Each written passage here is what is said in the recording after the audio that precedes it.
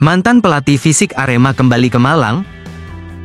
Mantan pelatih fisik Arema, Marcos Gonzalez berencana kembali ke Malang, bahkan, ada peluang baginya untuk balikan dengan skuad Singo Edan.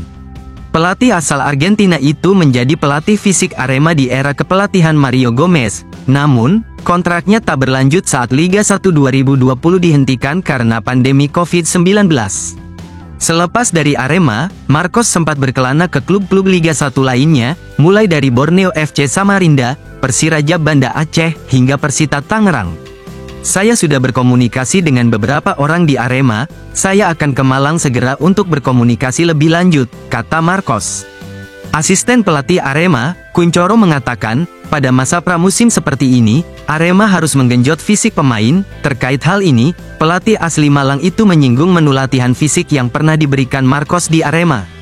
Sesi latihan klub-klub luar negeri itu sepertinya biasa-biasa saja. Yang gak kita tahu mereka juga berlatih fisik dengan keras pada masa pramusim seperti sekarang ini. Kita pernah melakukannya saat punya pelatih fisik Coach Marcos.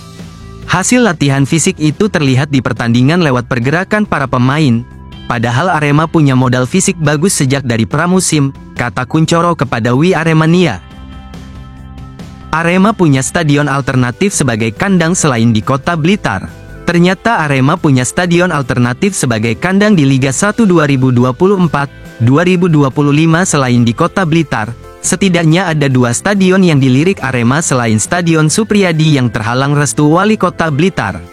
Sebelumnya, Santoso dikabarkan enggan mengeluarkan izin penggunaan Stadion Supriyadi untuk Arema di musim depan. Trauma warga kotanya menjadi alasan utama. Manajer operasional Arema FC, Sudar Maji, mengaku telah meninjau 2 stadion selain Stadion Supriyadi, mulai dari Stadion Bumi Wali, Tuban, dan Jember Sport Garden, Jember. Sebenarnya kami juga sudah mengecek stadion lainnya, seperti di Tuban dan Jember, kata Sudar Maji.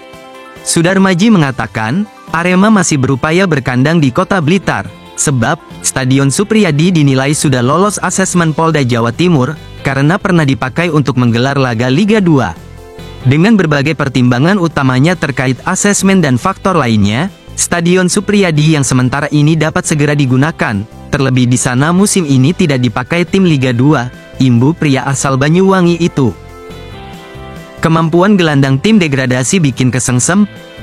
Kemampuan gelandang Rans Nusantara FC, Mitsuru Maruoka bikin kesengsem asisten pelatih Arema, Kuncoro. Lantas, apakah itu jalan baginya untuk mengubah status dari gelandang tim degradasi dengan menuju ke Arema?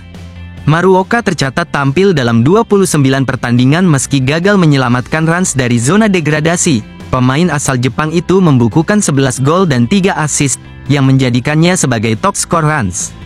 Pemain berusia 28 tahun itu bahkan mampu membobol gawang Arema 2 kali. Momen itu terjadi pada pertemuan di putaran kedua yang berakhir dengan kemenangan Arema 3-2. Gelandang terbaik musim lalu menurut saya ya Maruoka-nya Rans. Walaupun timnya akhirnya terdegradasi, bukan berarti kualitas pemain-pemainnya jelek, kata Kuncoro kepada We Aremania.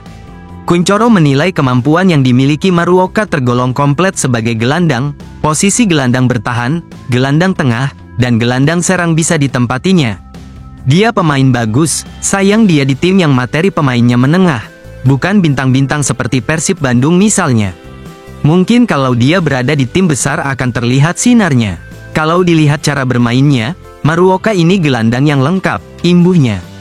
Kuncoro tak bisa banyak bicara tentang peluang Mitsuru Maruoka hijrah ke Arema. Menurutnya, mendatangkan pemain bukanlah haknya sebagai seorang asisten pelatih. Kalau peluangnya gabung Arema itu apa kata pelatih kepala dan manajemen Arema yang bisa mendatangkan, tandasnya.